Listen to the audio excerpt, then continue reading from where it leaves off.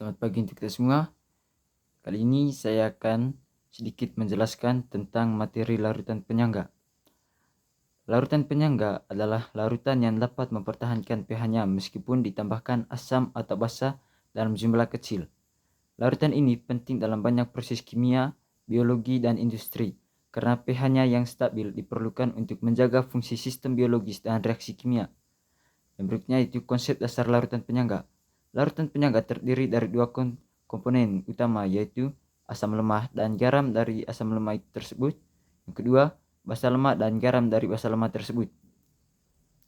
Cara kerja larutan penyangga yaitu larutan penyangga bekerja dengan cara menyediakan pasangan asam basa konjugat yang dapat bereaksi dengan ion hidrogen atau H+, atau hidroksida atau OH- yang ditambahkan.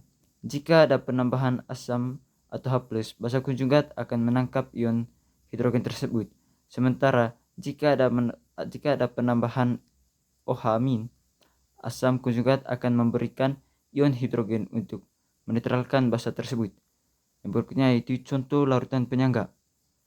Yang pertama, asam asetat atau CH3COOH dan asam natrium atau CH3COONA.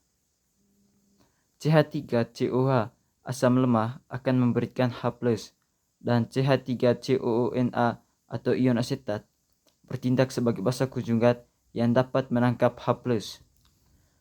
Yang kedua yaitu amonia atau NH3 dan amonium klorida atau NH4Cl.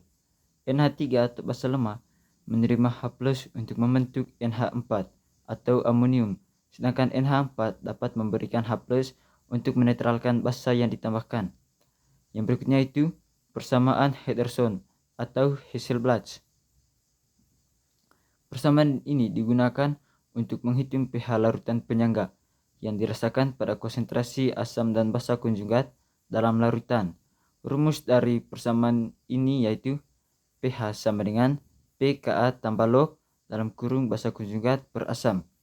pKa adalah konsentrasi disosiasi asam yang menunjukkan kekuatan asam tersebut.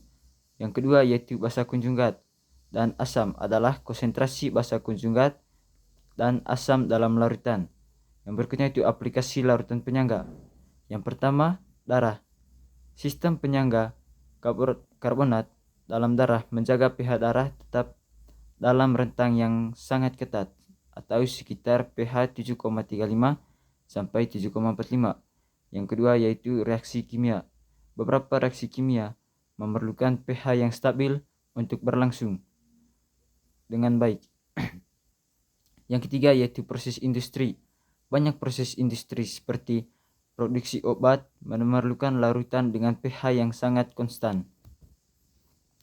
Kesimpulan yang dapat kita ambil dari materi larutan penyangga ini yaitu larutan penyangga memainkan peran penting dalam menjaga kestabilan pH di berbagai sistem kimia dan biologis.